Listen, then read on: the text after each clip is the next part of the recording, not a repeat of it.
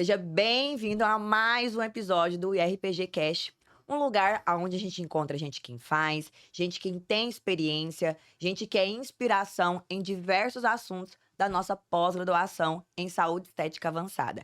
E o nosso tema de hoje é sobre urgência e emergência na saúde estética. E para falar sobre esse assunto, eu convidei aqui o nosso professor Elisângelo. Seja muito bem-vindo, Elisângelo, aqui ao IRPG Cast.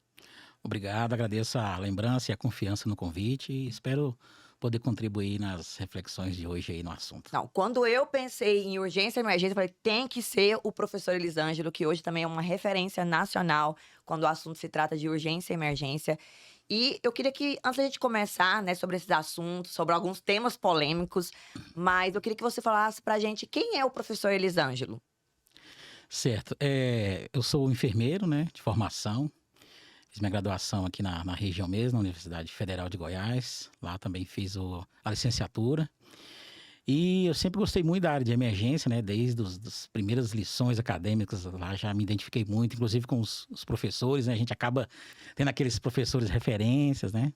Sempre gostei muito do ambiente da emergência, da terapia intensiva, né? Do pré-hospitalar.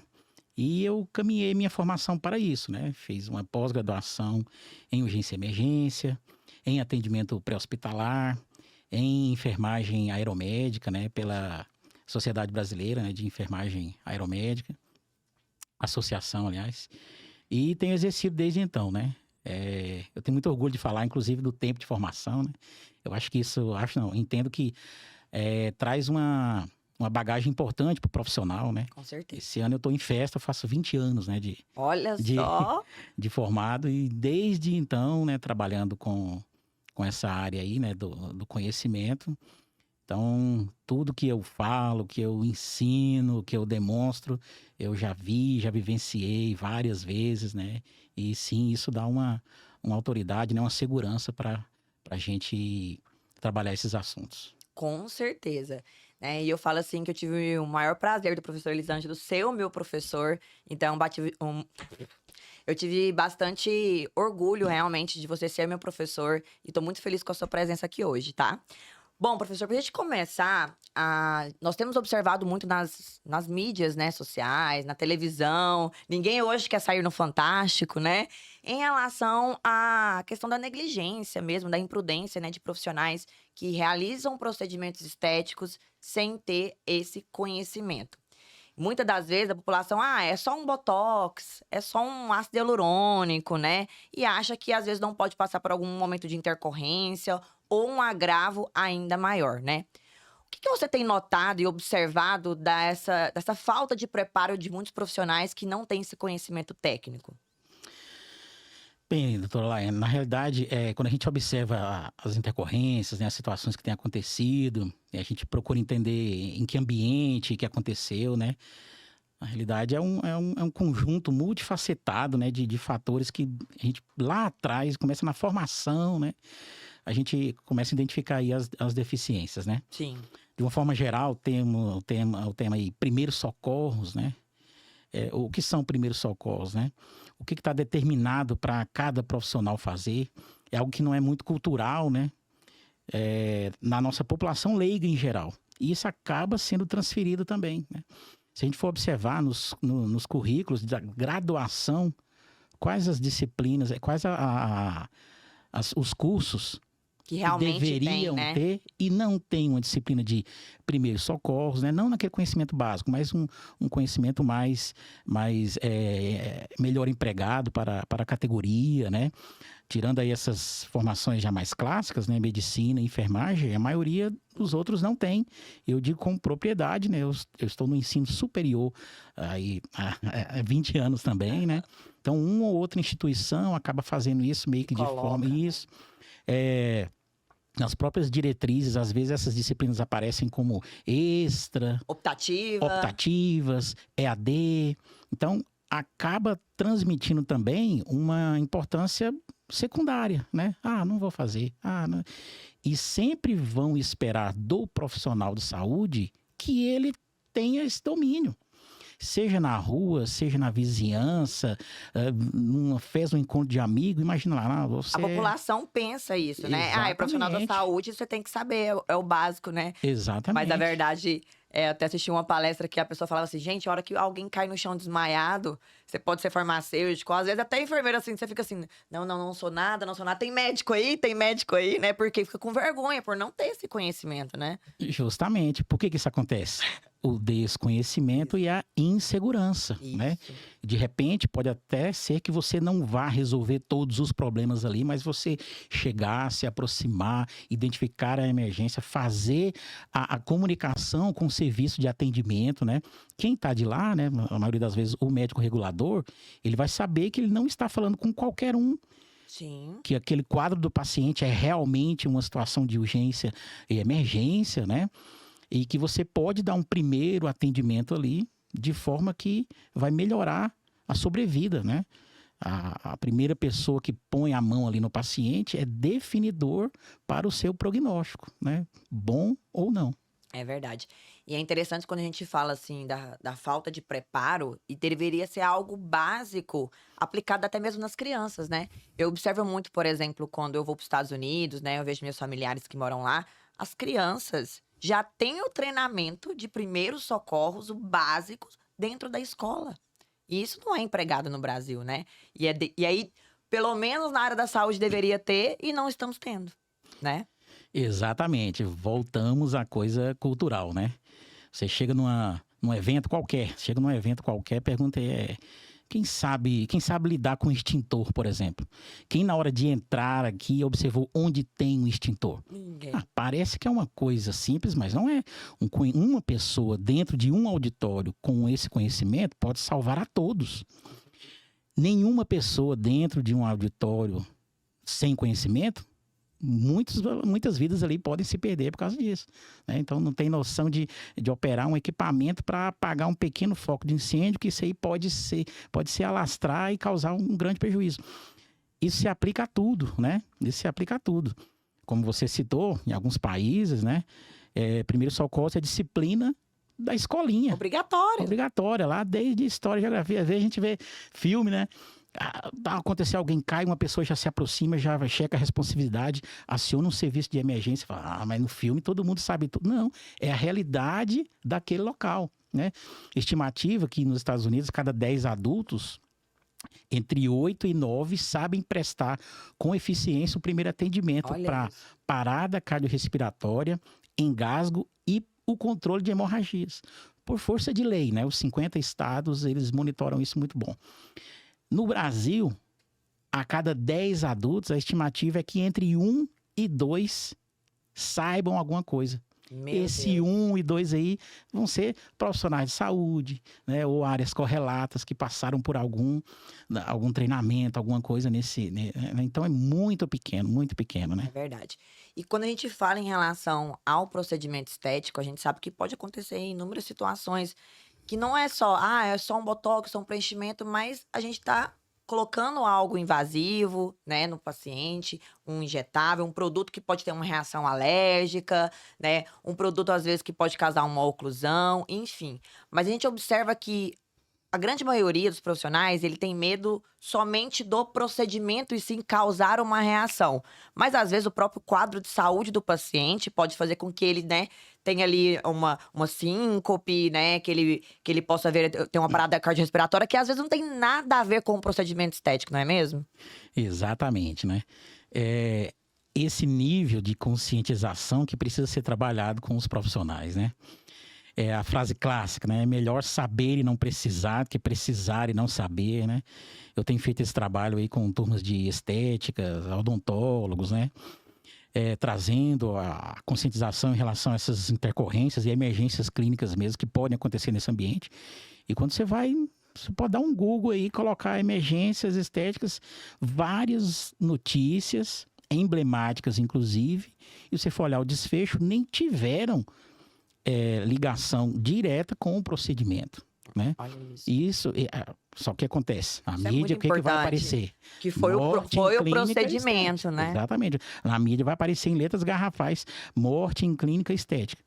Quem tiver curiosidade de ler, lá no final, essa semana mesmo eu vi uma, só para exemplificar a coisa midiática, estava assim, ó, mulher mulher é internada para fazer uma cirurgia de retirada de apêndice e sai com transplante de coração e sem uma perna. Aí a gente já faz o julgamento. Que isso? A gente já faz o julgamento. É erro do profissional. Erro, não teve segurança do paciente. Cadê? O cirurgião. A enfermagem. Aconteceu alguma coisa. Aí você vai ler a reportagem, o que estava lá dentro lá? Realmente ela fez a apendicectomia, evoluiu mal para sepse, evoluiu para insuficiência cardíaca, né? Precisou do transplante, sepse, complicou bastante, fez trombo na perna, precisou fazer. Olha então, assim, isso. foram complicações que, inclusive, são esperadas aí, né? No escopo aí das incidências que podem estar relacionadas com o procedimento, né? Não foi a má condução dos profissionais envolvidos, né? Mas até se explicar e até todo mundo entender, né? Aquilo ali já foi taxado. Às vezes, eu trabalho aqui no Corpo de Bombeiros, a gente foi uma ocorrência que aconteceu com acompanhante. Não, mas aí o acompanhante eu não tenho nada a ver. A partir do momento que a pessoa entrou Claro que ali, tem, né? A despeito de todos esses fatores éticos, legais e tudo, o quão bom é você poder saber ajudar uma pessoa, independente se ela está ali na sua maca ou é o acompanhante. Chegou lá, checou, está inconsciente, aciona o serviço de emergência, não tem pulso, inicia as compressões torácicas. Você tem ali na sua clínica um dispositivo bolsa, válvula, máscara, né, que você pode fazer uma ventilação, você tem o DEA. Olha a chance que você tem de salvar uma vida, né? Com certeza. Tem uma estatística que eu gosto muito de referenciar, da American Heart também, né? Se próximo a uma pessoa, dentro de uma reação adversa, né, uma emergência grave, tiver alguém que sabe dar o primeiro atendimento de forma eficiente, essa pessoa tem mais de 80% de chance de sobreviver. O quão bom é isso, né? A despeito de todas as outras questões ligadas, né? Eu acho interessante quando você fala isso, que não é realmente só o procedimento, mas aconteceu uma situação há 2 semanas atrás, numa clínica estética de uma aluna minha, que tinha balinha na recepção, a mãe levou a criança. E a criança teve o quê? Engasgou com a balinha.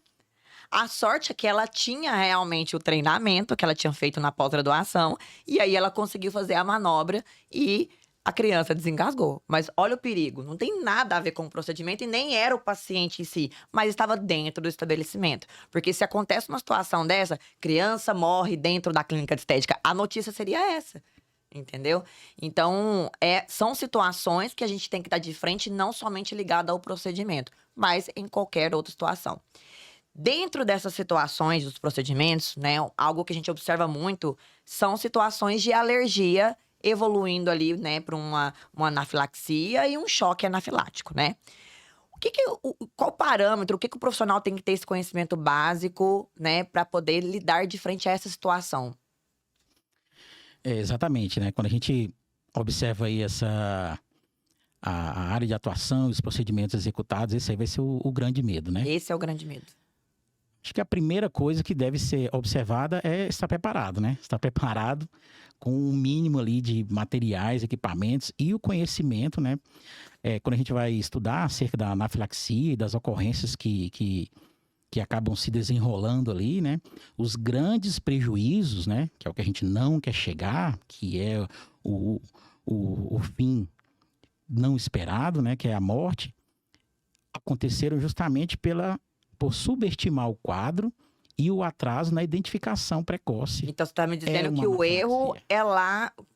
O principal erro começa na consulta, de não identificar o que o paciente pode ter? Exatamente, né? A anamnese bem feita, né? Já procurando identificar todas as coisas que podem estar relacionadas, né? Histórico de vida, o ponto básico, a anamnese, né? E depois, na identificação precoce mesmo. Às vezes o profissional ali acaba ficando com medo de desenrolar uma coisa ruim e fica ali, senta o paciente, não, põe isso, põe aquilo. Enquanto isso, o quadro está desenrolando, né? A pessoa subestima o quadro da anafilaxia e demora em fechar o diagnóstico. É uma anafilaxia, preciso fazer isso e isso, né? Então, quando se aciona o serviço avançado, que chega, de repente, já está numa condição quase que irreversível. Ou então, se irreversível, do ponto de vista cardiocirculatório, já com prejuízo neurológico importante, né?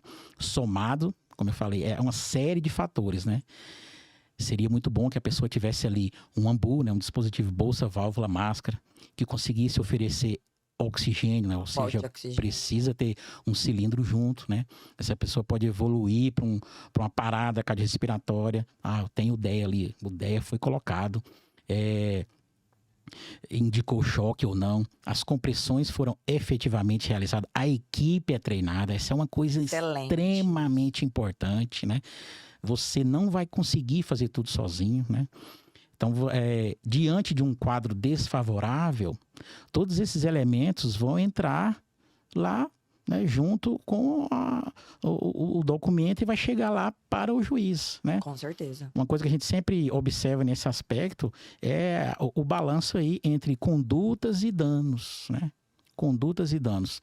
Olha, aconteceu isso, isso, isso. Mas o que foi feito? Não. Imaginem os dois cenários, né? Imaginem os dois cenários que evoluíram para esse mesmo quadro. Mas em um cenário, a pessoa tinha treinamento, ela e sua equipe. Equipe que eu estou falando, de repente, ela é a secretária. Ela é a atendente lá, né? Não necessariamente uma grande clínica com mais de 5 funcionários. E tem a comprovação desse treinamento, isso, né? Então, imagina os dois cenários, né? Uma pessoa devidamente treinada, com materiais e equipamentos mínimos, que soube dar o primeiro atendimento. No outro cenário, totalmente ao contrário. Aconteceu o evento, né? E ali bateu cabeça, aquela coisa toda, demorou no diagnóstico, demorou a acionar o serviço. Ajoelha e reza, vou fazer o quê? Justamente. Então, imagina esses dois eventos chegando lá em um eventual julgamento, né? É claro que os pesos vão ser diferentes. É claro que os pesos vão ser diferentes, né? De novo, é melhor ter e saber. Fazer o básico não precisar. do que não fazer nada. Exatamente. Com certeza. E em relação à adrenalina, professor, né? A gente fala assim, adrenalina, nossa, eu vou ter que dar um jeito de ter isso no meu consultório, né? Ela é realmente extremamente importante. Ela é um suporte básico, um suporte avançado. E a gente viu agora recentemente que agora a gente vai ter disponível no SUS a própria adrenalina, né? Autoinjetável, né? Será que realmente é algo que o profissional tem que ter para se resguardar? Ou na medida que no momento que ele assume injetar isso no paciente, né? Ele vai ter Não, não é isso que eu queria te dizer, não. Eu vou voltar aqui a pergunta, tá? É tipo assim, quando eu decido entrar com a medicação, minha corresponsabilidade, né? Ela é ainda maior? Ou é melhor fazer só o básico ou não, entendeu? É nesse sentido, tá? Vou repetir a pergunta. Professor, a gente tem muito aquela questão dos profissionais que falam assim, eu vou ter que dar um jeito de ter uma adrenalina no meu consultório, no caso de uma anafilaxia, porque como a gente citou aqui, é um dos principais medos que o profissional tem que aconteça isso dentro do seu consultório. A adrenalina hoje a gente também tem disponível no SUS agora como autoinjetável. Realmente é uma medicação que esse profissional tem que estar preparado para utilizar ou...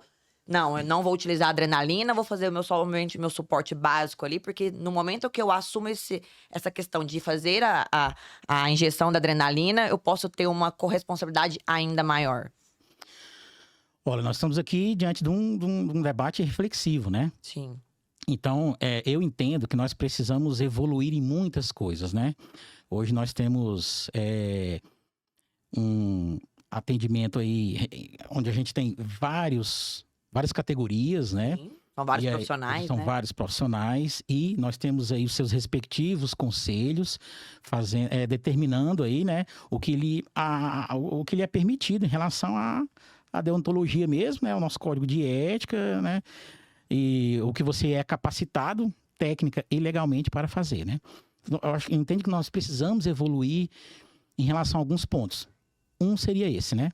Realmente, né? A adrenalina é a droga de primeira escolha, é o diferencial precoce no atendimento à anafilaxia, né?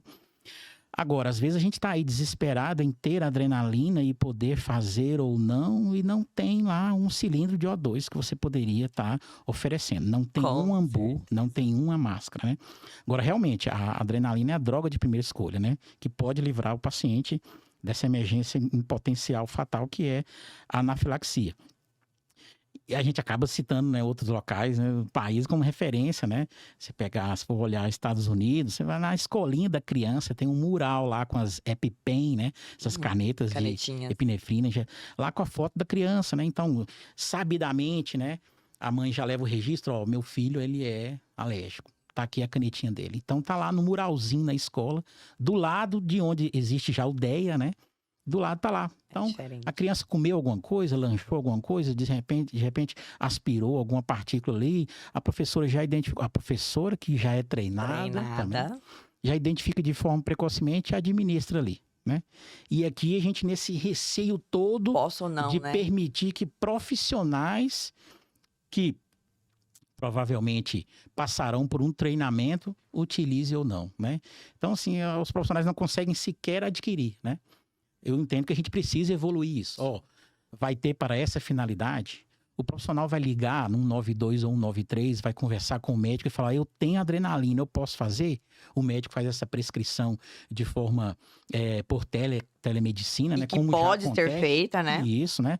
Que é um SOS, né? Exatamente. A própria 2048 de novembro de 2002, né? Há 23 anos já estabelece, né? A telemedicina.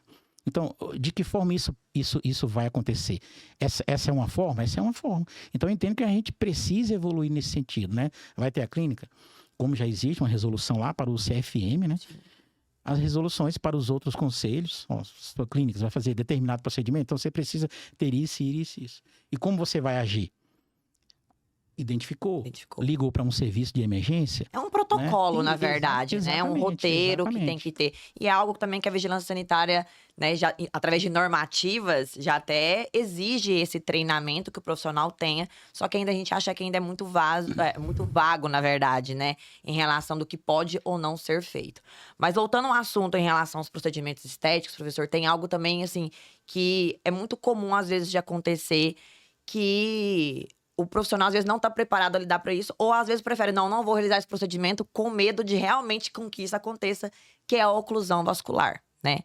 No caso de uma oclusão vascular, muito se é falado que o profissional tem ali uma frente de 10 minutos para o paciente não ficar cego. O que é o básico que ele poderia fazer nesse sentido para que não evolua, né, para realmente uma complicação ainda mais severa? Olha, a gente sempre... De novo, volta na fala, né, que a gente já falou, que a primeira coisa é o preparo mesmo, né? É o preparo e saber identificar de forma precoce, né? Existe uma série de procedimentos, né, que você executa aí justamente para evitar que isso aconteça, né? O conhecimento, o treinamento e o pronto diagnóstico, né? Como eu falei, às vezes, não só em relação a essa, mas muitas outras intercorrências, emergências, a pessoa acaba subestimando aquela situação. Será que aconteceu? Será que não, né? E sempre fala, não, aposte que aconteceu. Porque se você apostar no pior, né? E você executar as manobras, o que é recomendado ali para evitar que aquilo aconteça, o desfecho não vai ser... Não vai ser o pior, o pior, né? Com certeza, com certeza. E, professor, para a gente falar de um último assunto também que é muito interessante, o que seria o básico, né, para um profissional ter no seu consultório? A gente falou aqui, né, do AMBU, né, do DEA, mas o que você considera? Gente, esse é o mínimo aonde você consegue salvar pelo menos muitas vidas, se acontecer alguma intercorrência, uma complicação. Exato. Olha, eu até brinco, né, quando eu tô fazendo os treinamentos, né, os dois Hs. O que seriam os dois Hs, né? Isso aí vocês não vão encontrar em livro. 2 Hs, vamos lá. Os 2 Hs. Hipotensão e hipóxia, né? Ou necessariamente uma ordem hipóxia e hipotensão, né? Então, pensando nessas situações, né, que podem levar o paciente a uma emergência grave, potencialmente fatal, né, chegando aí ao óbito, eu preciso ter elementos que me auxiliem aí numa via aérea, estabelecer uma via aérea, né? Como eu falei, às vezes a gente tá lá discutindo, eu quero poder fazer adrenalina. E às vezes a pessoa não tem nenhum básico, né? Então, um cilindro de oxigênio que você consiga oferecer O2 a 100% desse paciente, né? Máscara facial.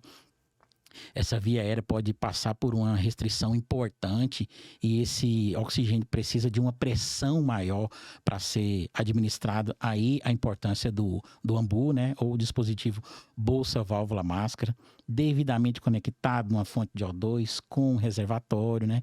Esse paciente pode evoluir, inclusive, para perder esse drive respiratório e aí você ter dispositivos de abertura de via aérea, né, que todos os profissionais poderão utilizar, como a cânula orofaríngea, né, ou a cânula de Guedel. O paciente pode ter um rebaixamento do nível de consciência importante, né? E aí a própria língua pode fazer uma obstrução mecânica, né? Então, olha só, estou falando de materiais simples que todos poderão ter e manusear, que vão evitar que o paciente chegue naquele desfecho maior, né? O desfibrilador externo automático, né? O DEA, nós precisamos urgentemente, né? Disseminar a importância disso, né? O DEA é um equipamento que foi idealizado para ser usado por leigos, né? Por leigos, né? Mas que salva vidas, né? E também em relação a valores, hoje a gente já encontra equipamentos muito mais em conta do que 10 anos atrás, né? Até mesmo na estética aí tem equipamentos muito mais caros, né? Antigamente era difícil você achar um DEA menos de 20 mil. Hoje você encontra DEA de 5, 6 mil. E outro, um equipamento como esse que você adquiriu para sua clínica, usou lá de segunda a sexta, à noite, final de semana, ele está com você no carro. E você pode salvar vidas onde você for, né? Vai fazer um passeio, vai estar em algum outro lugar e tal. Ele vai ser seu, né? Vai ser seu, não necessariamente fica lá preso. E pode ser o diferencial, né? Oxímetro de pulso, né? A própria máscara laríngea, né? E aí a gente estava até conversando antes, em relação às categorias, né? Hoje, de forma regulamentada, somente os enfermeiros, né, treinados por regulamentação do Conselho Federal de Enfermagem, né, fazem a instalação da máscara laríngea, né, ou máscara laringeia. Mas como a gente já falou, às vezes a gente tá aqui, não, a gente quer também. E as coisas lá atrás, e o mais básico, né? E a outra, o mínimo que é esperado, toda a equipe treinada, né? Toda a equipe treinada. Esse paciente chegando num quadro de parada cardiorrespiratória, todo atendimento dele deverá ser feito no chão, porque não existe nenhuma marca da estética, né, nossa discussão específica aqui, que foi feita para isso, né? Não se pensou nisso, não tem nenhuma. É verdade. Nenhuma. E aí, como é que a gente vai descer esse paciente? Só tá eu e uma outra pessoa. Tudo isso precisa ser colocado num protocolo de segurança, precisa ser treinado, precisa ser ensaiado e precisa ficar tudo muito claro. Como eu falei, voltemos àqueles 2 cenários, né? Imagine os seus com o mesmo desfecho, né? Só que em um, tudo foi muito bem manejado, né? Inclusive tá lá imagens, né? E no outro não, né? Qual vai ser o julgamento aí? Qual vai ser o parecer final do juiz, inclusive, né? É claro que vão ter pesos diferentes, né? Com certeza. Então tenham um material mínimo, né? Que você possa... eu tenho há muitos anos e nunca usei. Ótimo. Graças a Deus. Graças a Deus. Eu tenho adrenalina lá que vence. Ótimo. Não queiram ter coisas fresquinhas que vocês usaram ontem. Significa que não aconteceu nada e você não precisou usar. Treinamento constante, né? A própria American Heart, lá no suporte básico de vida, ela prevê que 6 meses após um treinamento, que você não coloca aquilo em prática sempre, já caiu no esquecimento. É verdade. Imagine uma coisa que você fez lá na graduação, ou nem fez. Fez um EAD, sei lá, e agora está diante de uma situação, né? Então, preparo da equipe atualizado, né? Também entra aí nas mínimas coisas que precisa. Com certeza. Professor, para a gente finalizar aqui, eu sei que você ministra curso, então eu gostaria muito que você deixasse seu Instagram, né? Quero aprender a realmente esse treinamento. Você consegue, você ministra isso para as pessoas de forma particular, enfim, como te achar? Deixa seus contatos aí e fala um pouquinho sobre o seu treinamento também. Ótimo. Bem, como a gente até já comentou, né? Eu tenho trabalhado com esses públicos específicos, né? Além dos profissionais correlatos, né? Na estética. Você ministra dentro de clínica de estética para equipe. Isso, exatamente, né? O meu Instagram é @Elisângelo Silva, né? Elisângelo com S. Eu movimento lá um conteúdo que eu chamo de emergência de alta performance, né? E alta performance é justamente isso, você está preparado em todas as áreas possíveis ali correlatas, né? Às vezes você tem material e até preparo e de repente você se encontra lá em um conflito nervoso mesmo, se estressa e não trava, né? A gente fala, né? Travou ali, não saiu nada, né? E eu ministro esses treinamentos, né? Eu montei um curso especificamente para isso, que eu chamo de Save Estética, né? Save, suporte à vida em estética, né? Legal. Onde a gente fala de tudo, né? Desde prevenção, o primeiro capítulo do curso é prevenção, onde a gente fala tudo isso. Eu preciso evitar que essas coisas aconteçam, né? Então a gente fala ali de como executar uma boa anamnese, firmamento de protocolos, né? Identificação de sinais vitais, né? Que intercorrências, né, e emergências clínicas podem acontecer nesse ambiente, né? A gente já vai aí a gente já fez algumas turmas em ambiente fechado e também em turmas abertas. Inclusive, a gente está com as inscrições abertas, né? Entrando lá no meu Instagram, vocês vão ver a programação para uma nova turma, né? Do SAVE, o suporte à vida em estética. E a gente o treinamento ele é bem relacionado à prática mesmo, né? Identificação das situações, né? As emergências que a gente já falou, né? A anafilaxia, o suporte básico de vida. Dentre os capítulos lá, né? No nosso conteúdo programático, a gente tem um ponto lá em que eu correlaciono lá um kit mínimo que você precisa, né? Então, o que utilizar, como utilizar, essencialmente prático, né? Então, tem os materiais, os equipamentos, porque não adianta nada você saber, o suporte básico são 30 compressões e 2 ventilações. Fica só com aquilo ali, mas... E não ter efetividade nas compressões torácicas. Isso. Não é só saber, tem que fazer, gente. A American Heart Association fala do que são as compressões de alta qualidade, né? RCP de alta qualidade. Existe uma série de coisas que são observadas, que não é só você colocar a mão no peito do paciente e comprimir, né? E a gente vê desfechos ruins relacionados a isso, né? Agora mesmo, né? A gente viu há pouco, lá no Nordeste, aconteceu uma intercorrência numa sala de odontologia no procedimento. A paciente desenvolveu uma anafilaxia ao anestésico. E aí mostra o profissional fazendo a compressão em cima da maca, né? A maca não oferece, né? Ela acaba amortecendo ali, né? E a compressão torácica não é efetiva. Então, se o paciente tinha alguma chance... Já se perdeu. Se perdeu aí num procedimento mal executado, né? Então, realmente precisa de um treinamento presencial, você colocar a mão na massa, saber como que é uma compressão, como se faz uma ventilação importante, como se usa o DEA, né? Sim. E estar preparado para todas as situações. De novo eu volto na reflexão. Vamos imaginar aqueles 2 cenários, né? Que todos nós queiramos estar no cenário em que você estava devidamente treinado e preparado, né? E temos o SAVE aí para ajudar. Excelente. Vou querer fazer o curso, hein? Professor, mais uma vez, muito obrigada, tá? Por compartilhar seu conhecimento, né? A gente sabe que é um assunto que realmente está muito em alta. A procura está grande e eu tenho certeza que vai se tornar cada vez mais obrigatório esse preparo, não só dos profissionais da área da saúde, mas da área da saúde estética, mas de todos os profissionais da saúde, na verdade? Muito obrigada, viu? E eu espero você no nosso próximo episódio do IRPG Cast. Espero que você tenha gostado. Compartilha com seu colega que precisa saber mais informações sobre urgência e emergência na área da saúde estética. Até mais. Tchau.